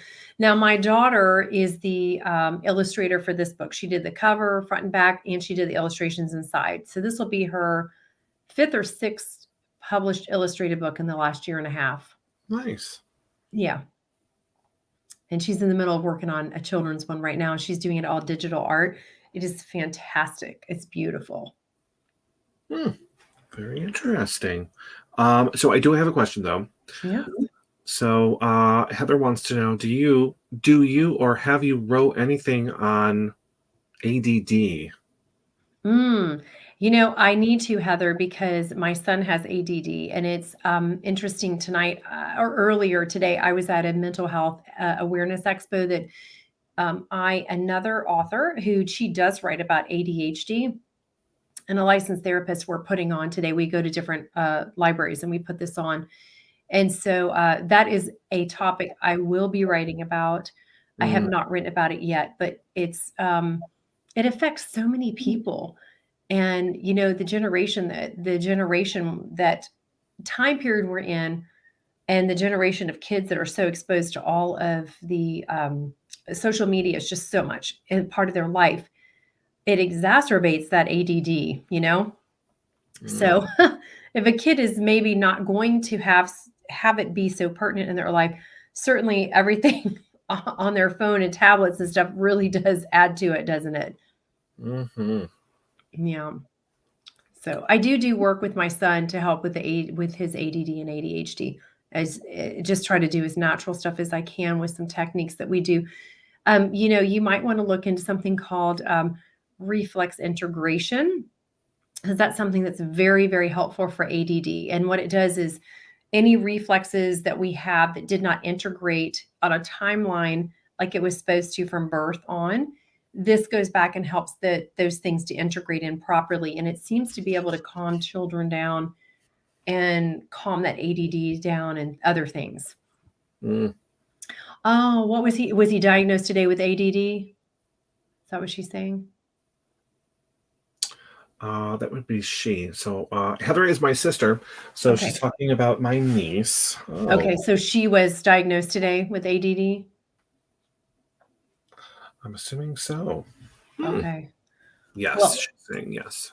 Okay, if she wants to talk to me, like after the show or at some point, she can reach out to me if she wants to have a conversation, because I am an advocate. So I'd be more than willing to talk to her. Absolutely. So have you attempted to write in any other genre that you thought that you were going to be in, like mystery? Yes, so I haven't. Yes, I haven't published it yet, though. So I just haven't. It's kind of on that side burner. That one is a true story. It's a journey that happened to my child that we've gone through as a family. One of my kids. And the other, there's another one that I'm working on. It's all about being an empath and intuitive and psychic, and what that world is like for people today. that are very sensitive. There's a lot of stuff going on, isn't there? There's a lot of high emotions and high intensity, and it's kind of hard. It's hard to maneuver through all that. Mm. And my 18-year-old, who's the illustrator, has got 90,000 words into a YA fantasy that I'm trying to get her to wrap up. Fantasy. Oh, I like fantasy. That's always a good genre. It's a good genre. It's a good genre to write in. Absolutely. So, is there a genre that you've always wanted to write in and just haven't done it yet? Like a goal of some sort of book? Yeah, a mystery thriller. Ooh, that sounds interesting. Yeah, something that's got an edge to it that's based on historical facts. That's what I would like to do. Ooh, even better. Because I think it gives an edge to it. Because then it leaves the reader really wondering, did this really happen this way? Or, because for me, that's what it does. But I like the true story part of things. That's always one that I love to read, even or watch. What's your favorite genre? Do you have one? I mean, I know you interview authors from all genres, but do you have something that's your favorite? My favorite. I do like history. Mm. I do like learning about people. So biographies are always good. So, a good mystery. So, yeah. It's very good. I have enjoyed the ghostwriting part of telling the true stories about the people that I've written about. That has been enjoyable and very some of those stories, they have not been published yet. They're still in the works, but they're very powerful stories. I can't wait to read them. So, Cheers from Heaven. I'm going to read it. It sounds very interesting. I think it would be the first time that I've ever read a middle grade reader. Yeah, but it sounds interesting to read. I want to see what happens throughout the story, the journey. So yeah, and I was talking to a couple of family members on the phone, and I was reading them the Amazon description of the book. So I'm like, I think I'm going to read this. I love Kindle. I'm glad it's on Amazon. So. And it's 99 cents right now for ebooks. And the ebook is 99 cents right now. So I'm excited about that. Now, do you want me to tell what the story's sort of about? Not give it away too much? I mean, if you want to give a little bit of it. Yeah, absolutely. Okay. So not too much now. Not too much, yes. Yeah. Well, it is an anti-bullying story, but it takes a little bit of a different twist because it's based on 5 students who bully a child who passed away from leukemia. So this is something that we went back and forth about this. Thornton Klein and I did. Should we write about death in a middle grade reader? Should we leave that? That's a really touchy subject. But I think since it's coming out now, we ended up leaving it in because life and death are a part of everyone's lives. And talking about it is always helpful to a child. We've had to go through that. We've lost a couple of family members through COVID. So, we've had to deal with that with my own son and talking about, what does it mean and what happened and helping him to understand. But we come into the story about 6 months after all of this occurred. And these 5 students who are friends start to feel guilty about what they did. And they wanted forgiveness. And so they are guided by their teacher to go to the child's family and confess what they did. And he leaves something for them that sends them on this journey of discovery and growth. And they end up growing in ways they never imagined or even had a clue they would. And they end up turning their entire school around to be better kids. Yeah. I'm agreeing with everyone else that is saying that it sounds very interesting. And like I just mentioned, it is on Amazon. Is there any other place besides Amazon where people can go for more information about you and your books? Yeah, you can go to www.maryejackson.com, and that's my website. So my books are there. I have links to my shows because I have two shows that are online. One is called Writers Corner Live TV, and it's in author interviews from all over the world. And we've been on over 3 years. And then Special Needs TV. So that is all about the special needs and disability world and information, resources, interviews, that kind of thing. So there's a link to those two shows, and my books are on there. And also I've got some, information, short little videos. I just keep adding stuff on my website for folks who have a child that has needs, and maybe they're looking for, what do I do next? And my child just had a diagnosis and I don't really know what to do. And so information about that. And I'm getting ready to upload some free downloads for people that they can use with their kids to kind of help get conversations going and give them some tools to kind of, be able to process what they're feeling and get to a better place mentally and emotionally, because it is a struggle for kids. It really is. You can also get the book on Tuscany Bay Books. That is my publisher, Jim Christina, who I'm so grateful for. And I'm so grateful to Creative Edge and Mickey Mickelson too, for both of their belief in this project and what we're wanting to do. We're trying to partner with libraries and schools and organizations all over the world. I just partnered with a very large anti-bullying program for the United States. So they'll be carrying my book on their site.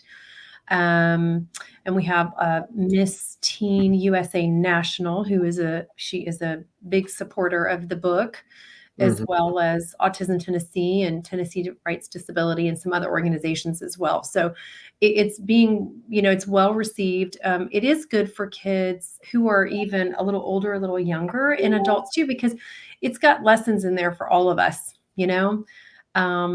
I've had some adults give me some really good feedback about it, and it's been, I've been really grateful for it. So I'm hoping it'll be a book that will survive and be around for a long time, as a guide, that's more than just a story, because there's 12 applications in the back that can be used for individual children, groups in classrooms or homeschool, and or wherever groups of kids are, in whole schools as well. Very nice. Very nice. I'm just going to pop them up on the screen here. It's so much easier to read them that way. Thank you, Valerie. Well, we need support and we need help, and we got to make families strong, don't we, Brian? Yes, absolutely. Yeah. So the more we talk about it, the more awareness that happens, the more we're going to see some positive change. But it takes having those conversations. It takes, being a person who talks about those things and bringing folks to being aware of it, because man, we have just gone through so much stuff, haven't we, over the last year and a half? And it's brought a lot of families closer together, but then it's created a lot of problems too. I know that for children being isolated and those who are used to being in school and then being out, I mean, it's been really hard. I did homeschool this last year, and now both my two of my kids are back in school. But that was really hard. We did it just because we didn't know if school was going to stay in or go out. And I wanted to make sure they got their education. And so they had a hard time with it, not being around their friends and, not just having that freedom that we're also used to. That's part of the difficultness of all this, is all the freedom we've had. And then we through a period of time, we had a lot of that taken away for a while. Yeah, it has been crazy, and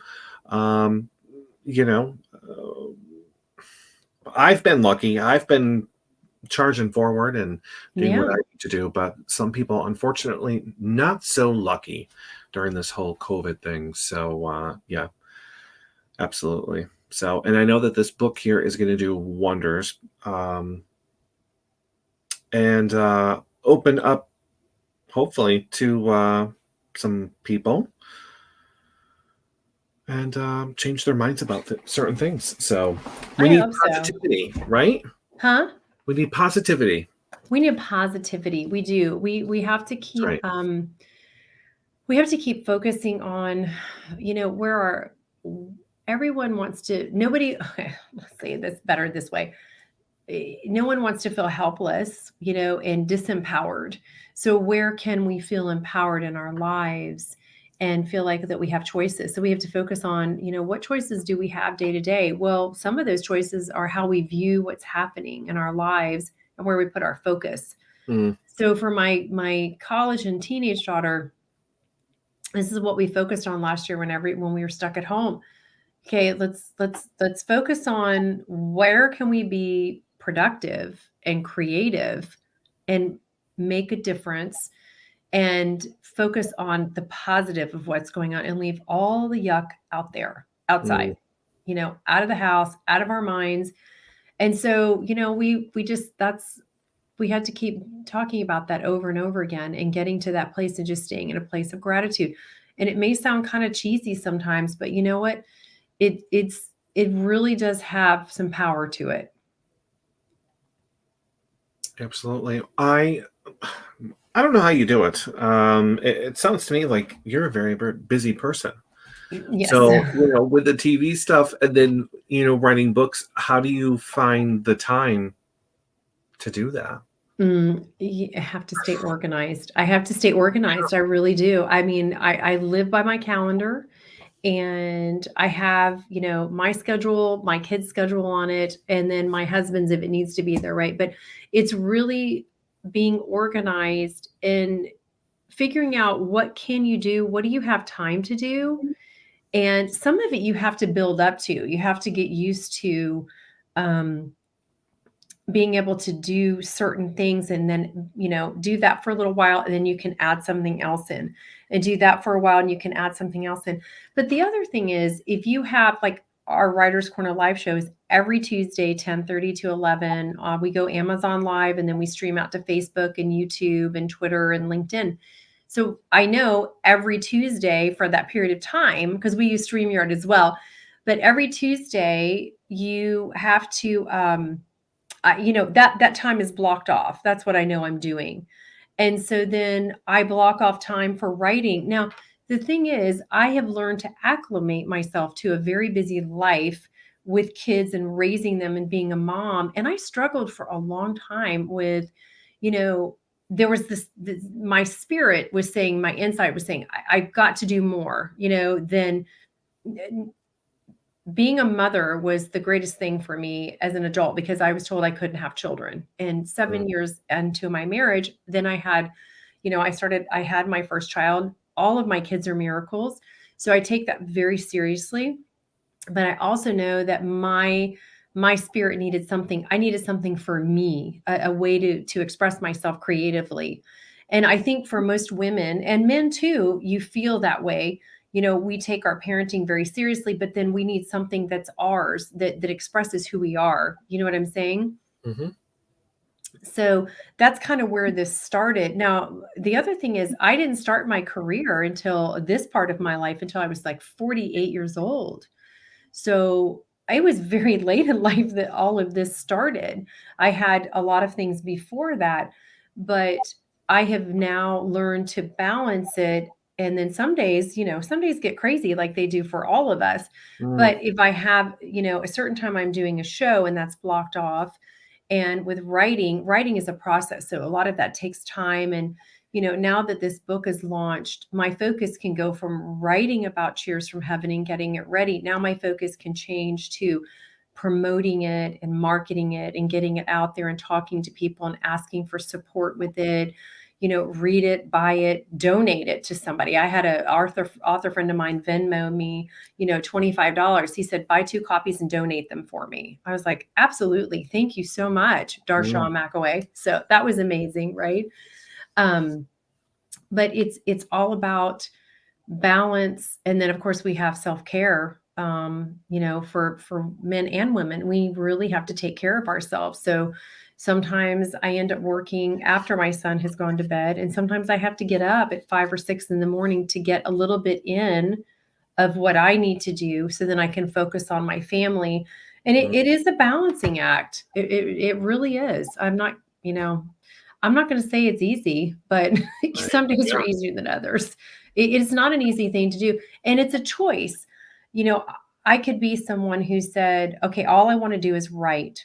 That's it. I'm just going to be a writer and I'm not going to focus on anything else besides I'm going to be a mom and a wife and I'm going to write. But because I'm an author and an advocate, and then that turned into, it's kind of morphed into other things that it's all kind of come back around to each other. So it all feeds off of each other, which I'm really grateful to have been able to do.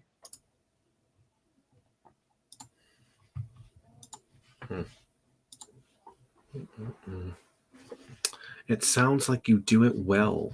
I'm trying. I'm very much trying. Some days are easier than others. Thank you, Valerie. Yeah, absolutely. I don't know. My son might not think that when he's up here wanting my phone and my tablet and I'm using it right now. So he may think mom's like, you're fired, mom. Yeah, right. Yeah. Absolutely. So do you plan on writing with this? Was this the first time that you've wrote with somebody else? No, actually, it's how I started out, really. Okay. I mean, the first book, actually, let me take that back. The first book I wrote myself. He wrote the songs for the book, Thornton did. And then we wrote the second and the third one together. Then I've got the 2 anthologies that were collaborative, books. Mm-hmm. And then this one we wrote together. So, but I've got some other stuff I'm working on myself. But I enjoy working with a co-writer. I mean, he and I work together really well. So we are very on the same creative wavelength. So we are able to bounce off each other very well and creatively work together. So if he says something that I don't like that, or I don't think that's going to work, I don't get my feelings hurt and he doesn't either. We just try to make it better by accepting that constructive criticism, Right. Yeah. So I enjoy it, but I've got some stuff I'm going to do on my own as well, and he's so busy that I've kind of taken the reins on this one. So. Well, it's good that there's 2 of you then. Yeah. But it would be nice to see what you do on your own. I would be I'm curious. So. All right. Well, there's a challenge accepted, Brian. Yes. And I'll have to have you back on and talk to you about other stuff when it gets to that point in time. Yeah, I'd love to. Yeah. So Cheers from Heaven is obviously available. Yes. On Amazon, 99 cents right now. And I know that doesn't last long. I think we have another week of that. I think Tuscany Bay Jim said 2 weeks. So that would be this week and then next week. And then the paperback is $12.95 and the hardback is $15 or $16.95. I think it's $16.95. And I have my hardback right here and I just love it. I think it turned out really well. Oh, it doesn't look good with the green screen on. Sorry. But you can see the colors. Yes. My daughter did all this digitally. She did her digital artwork on it. And she's actually, the library is paying her 4 times this year to teach digital art from now until July of next year to kids. So she's teaching a couple those 4 beginner art classes. Wow. Yeah, it's really cool. And they've got her artwork hanging up in the library. And there's a library in Florida who wants to put her artwork up in their library, and super cool. I'm excited for her. That's very nice. Yeah. Well, I'm pretty sure that if I had it close with the illustrator, that everything would go smooth. So it's not strange to have your daughter do the covers. Did you ask me if it was strange? Some people. Somebody asked me the same question. I don't think I understand either, Siri. Somebody asked me that question: if it's strange or weird to work closely with a family member. Not at all. I love it. I agree with you. I think it works very well. I love the covers. And she's done, like you said, most of them, correct? No, actually, this is the first one for me This one she's for done. you. She has Okay. done, 2 of Thornton's that Okay. were well, 2 in a series. He has a 30-book series with Mhm. a publisher in Texas. Wow. So she did those. They're Mrs. P. They're middle grade readers. Super. She did all the inside illustrations for that. Then she did 2 other children's books, and she's in the middle of working on one right now. This one will be all digital art, not Copic markers or sketching or something, pencil.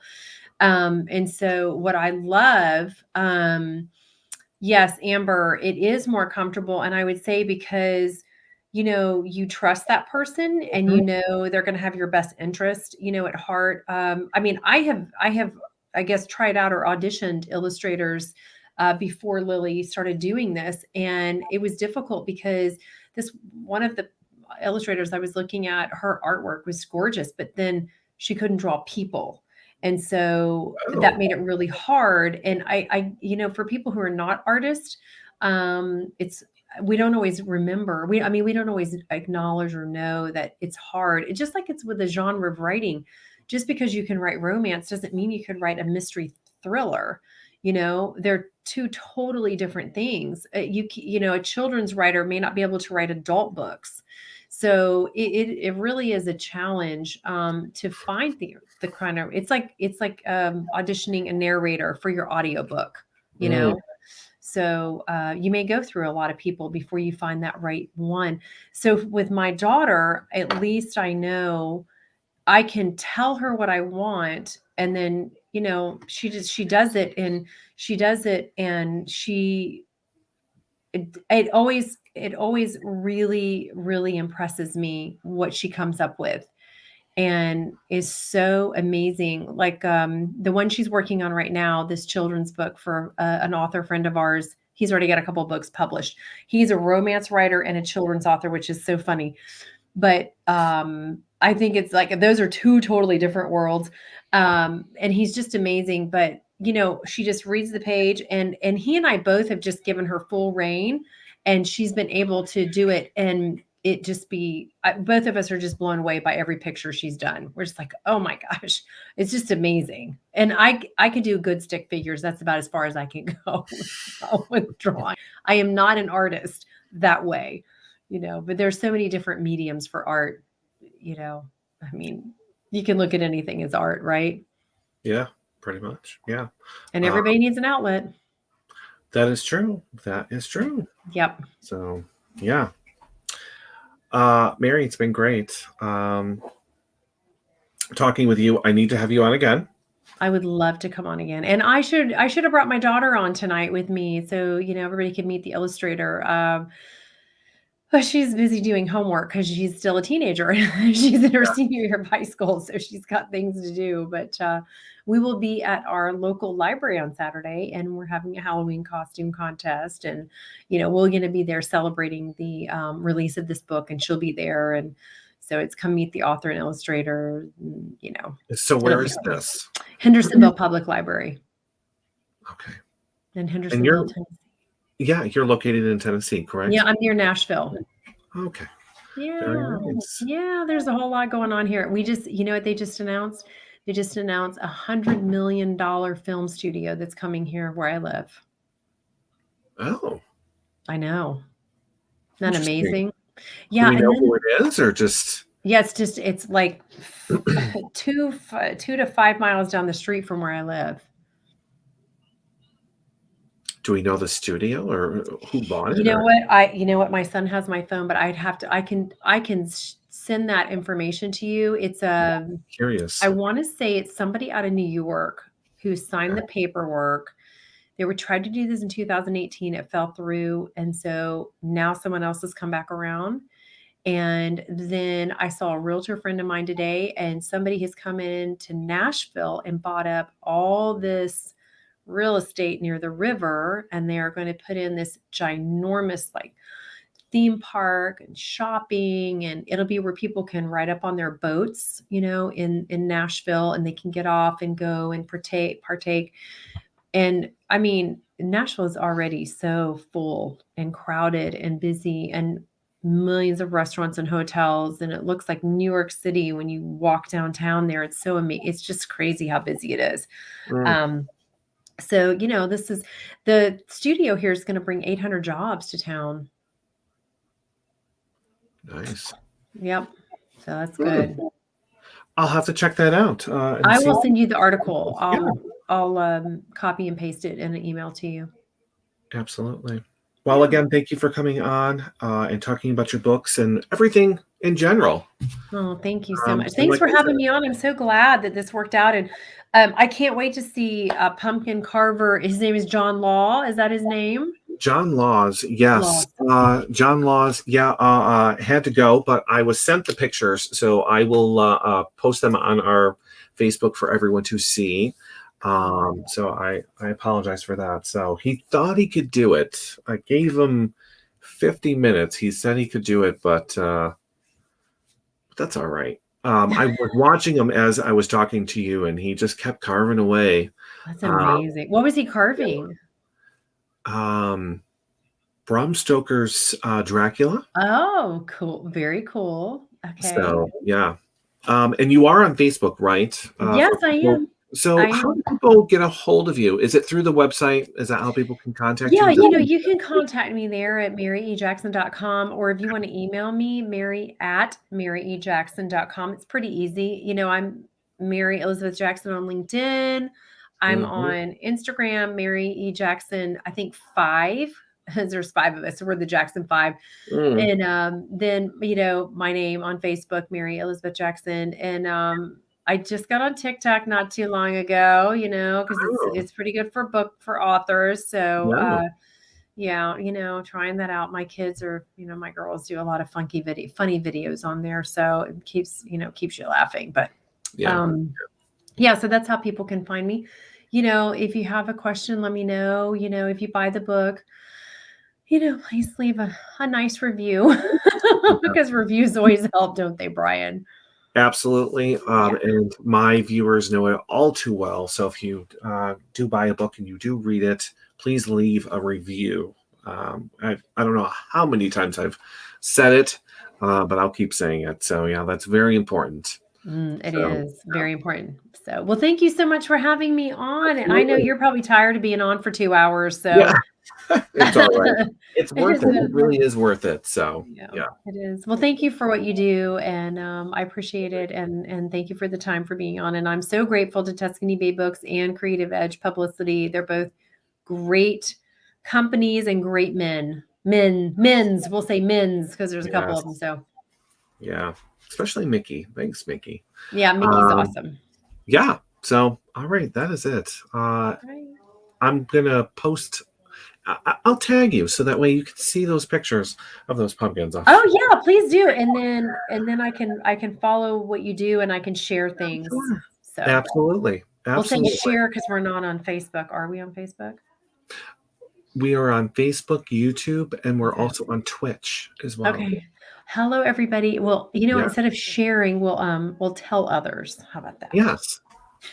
That's what we'll do. Absolutely. Yeah. All right, everyone. Well, that is it. I know 2 hours. I haven't done that in a long time. So pumpkin carving, and then we switch over to authors like Mary here. So that is it. I hope everyone has a fantastic weekend, and I will see you next Thursday. We have Sylvia Schultz, which is very important because this person has been on my show for the past 6 years, Wow. every October. So when I saw your booking come up for November 4th, I'm like, oh no, because I had to extend it into November because she just wasn't available. Oh, But it's I like a got you. tradition. Yeah. So it's like, Right. oh, I'm going to have to change this. Right. Uh-oh. Well, happy Halloween. Yes. Happy safe Halloween. Yes. You too. Yeah. Until next time. Okay. So, Bye. Thank all right. you. Have a good one. You too. Bye. All right, everyone, that is it. So again, I want to thank John Laws for coming on and showing us how to carve a pumpkin, which was the first time. I've never had that on the show before. I'm sorry Dan missed it. I'm kind of lost without my co-host here. So hopefully he's having fun wherever he is at that Comic-Con. Also, don't forget maryejackson.com. Go buy the book or read some other ones that she has on there. They're all interesting. You should read them. If you have questions for her, you can contact her right through there as well. And I'll tag her on Facebook, like I said. Yeah, that's it. I've made it. Before we go. So technically I can show you the pictures, by the way, but I'll still post them on Facebook. No, actually, you know what? Never mind. I'm just going to post them on Facebook. I've talked enough, pretty much. It's been 2 hours, right? So that's it. Happy Halloween. It's on Sunday. Yeah, safe Halloween, right? And thanks everyone for watching and participating, like I said earlier. So, all right, that is it.